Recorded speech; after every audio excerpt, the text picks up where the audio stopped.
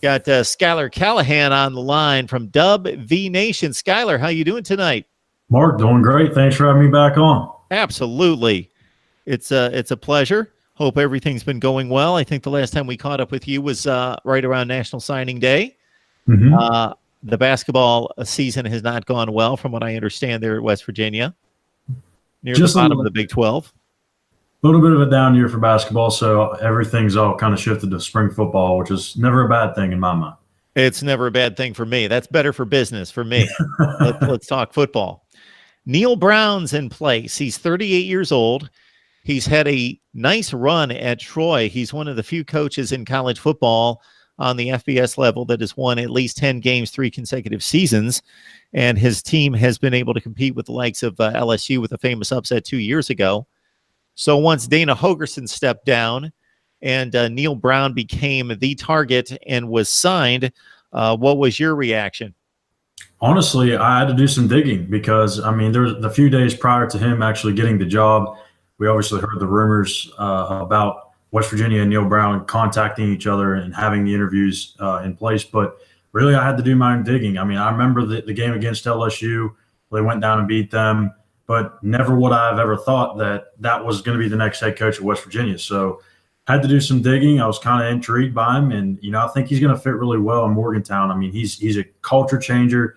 And just the atmosphere and the energy that he's created in Morgantown in just a short 2-3 month span is just unreal. It has been a complete 180 from the Holgorsen era. Now, Skylar, what do we know about Neal Brown's approach? His approach to offensive and defensive football. What has he done in the past? Is he married to that? Is he going to look over the personnel and the roster and try to mold his system? What has he done in the past? What's been his calling card? Well, offensively, it's very similar to kind of what Dana Holgorsen did when he was calling the plays. It's a spread look, but they're going to have the focus on running the football. And the last 3 seasons that he was at Troy, he had at least one rusher go over 1,000 yards. So the emphasis is there to run the ball, but they like to get the ball to their playmakers in the slot, and they'll take their shots deep down the field. Very similar offense. There's not going to be much to learn, I guess, for the offensive guys as there is for the defense, which is going to be a complete change.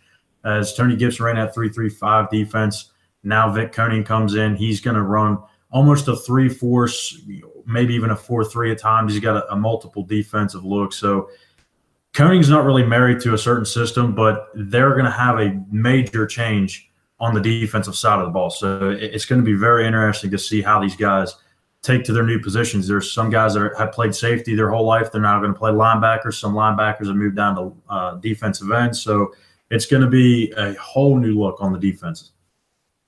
Of course, you're losing one of the marquee quarterbacks in program history in Will Grier. Before the emergence of Kyler Murray, it was pretty much a slam dunk in naming the best quarterback for every conference and moving to the Big 12, saying it's Will Grier. Nobody else is even close going into 2018, and he didn't disappoint. I got to think that in some regards, the season was a bit of a disappointment. I know that we talked about it preseason and looked at the stretched run, and to consider that you had Oklahoma at home, you gave up 2 defensive touchdowns and still put up 56 points in that game and some ridiculous amount of yardage that almost hit quadruple digits, like 740 or something crazy in that game. To step away from that and not quite get it done and get to the Big 12 championship game had to be a major disappointment. Yeah, definitely. And I think that's kind of the reason that Holgorsen moved on, and now Neal Brown is in his place and taking over his office, because heading into this 2018 season, we've been talking for the last 2 or 3 years that this was going to be the year. If we're going to contend for the Big 12 championship, this is the year we're going to do it with a veteran quarterback, a veteran defense, and some playmakers on the outside. And when you get to that stretch run of the Oklahoma State game and even the Iowa State game early in the season, and obviously the Oklahoma game at the end of the year, it's just this team had a consistency of not being able to finish under Holgorsen. And at the end of the day, they were 1 game away, really 3 points away from the Big 12 championship. But that's not enough for West Virginia fans. They're thinking not only Big 12 championship, they're thinking New Year's Six and maybe even more. And ever since Rich Rodriguez has left, the program has kind of taken a little bit of a decline. And they want to get back to that golden era of West Virginia football where we're contending for, conference championships and BCS bowls are near 6 games now, and maybe even a national championship again. So I just think that with Holgorsen, the writing was on the wall, and he was never going to get extended. That he wanted the extension at West Virginia. Lyons said no, and I applaud Shane Lyons for doing that because a lot of ADs would have just kind of been stuck in that situation, would have thrown the money at him, kind of like Auburn did with Gene Chizik, and you see how that's worked out. Or Gus Malzahn, and he didn't do that. He wanted to go in a different direction and try and start re-energize his program. Then when you play that kind of season and you've got a conference championship within your grasp and you haven't won one since you joined the league and hadn't won one since going back, of course, to the Big East days and let that slip away again, it's difficult. And then you go to a bowl game and you were really down for the count. No quarterback, 2 of your 3 best wide receivers are out.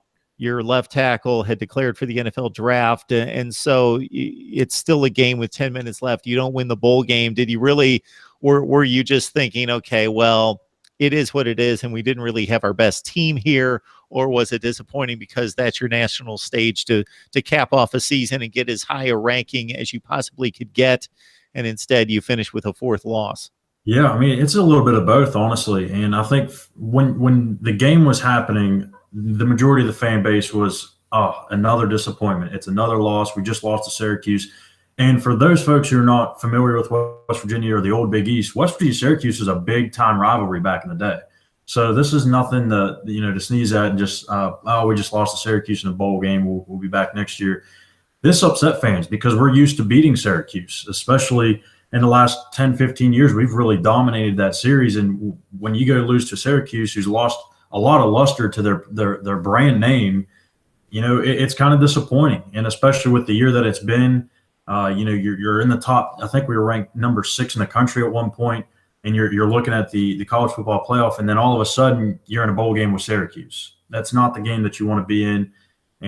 But also you got to think about it too. With the players that were out, you got to give credit to how they played for about 3 quarters. They played really tough. They did what they could. Jack Allison really struggled in that game at quarterback, but he only had a couple of weeks to prepare. I know they say you get about 14 bowl practices, but they only used about 8. So it is what it is, but you got to be able to take what they learned from that game and put it towards this year. Don't know what the quarterback situation is going to be, but you got to at least like that Jack Allison had his chance to step in and get some experience.